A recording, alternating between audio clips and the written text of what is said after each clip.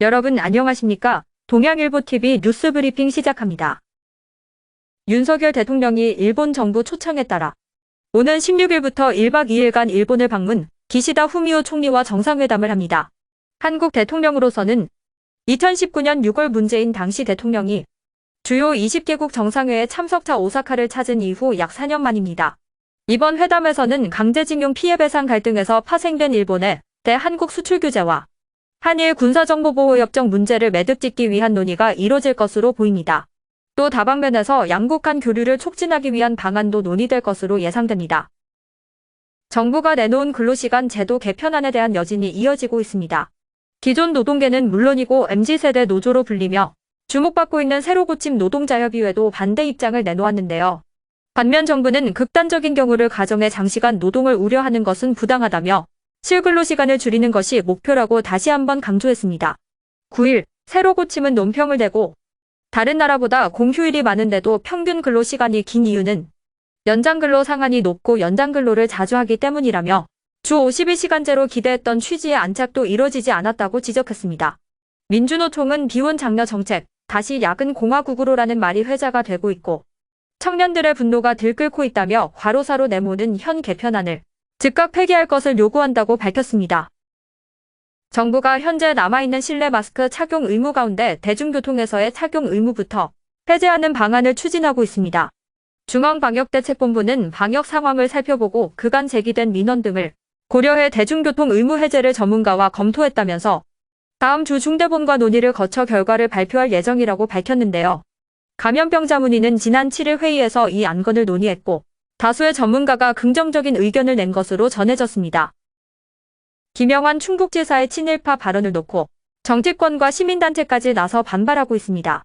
김 지사는 지난 7일 자신의 페이스북에 정부의 강제징용 피해자 배상 해법을 옹호하며 내 무덤에 침을 뱉어라, 기꺼이 친일파가 되련다라는 글을 올려 논란이 됐는데요. 9일, 오천도 애국국민운동 대연합 대표는 정의봉이라고 쓴 몽둥이를 들고 충북도청을 찾아 김 지사의 공개 사과를 요구했습니다. 감전을 연들고 그 변상을 대한민국 국민의 역사로 가겠다니, 그러면 자국민 원칙에 따라 자국민의 범죄를 저지르고 그 발급한 국가에서 대납하는 것이 맞지 않겠는가?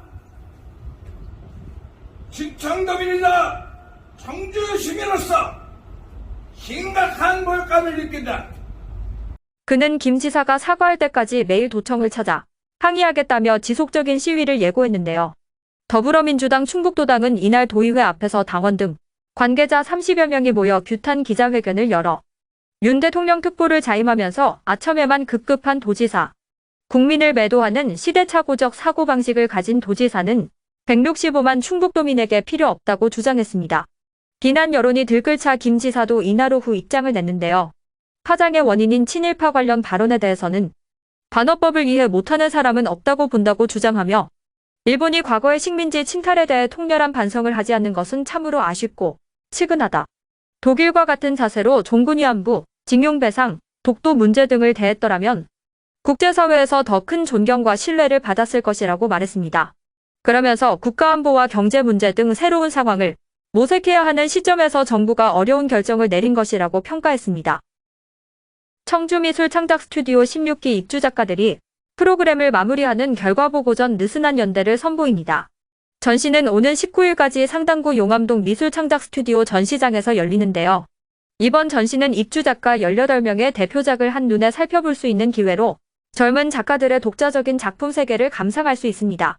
코로나19 이후 3년여 만에 재개하는 오픈 스튜디오와 공동 워크숍 행사도 전시 기간 중 진행되는데 공식적인 오픈 스튜디오 기간에만 일반 관람객에게 출입을 허용하는 작가들의 작업 공간을 공개하고 작업에 대한 개념을 직접 전해드릴 수 있는 공동 워크숍으로 기대됩니다.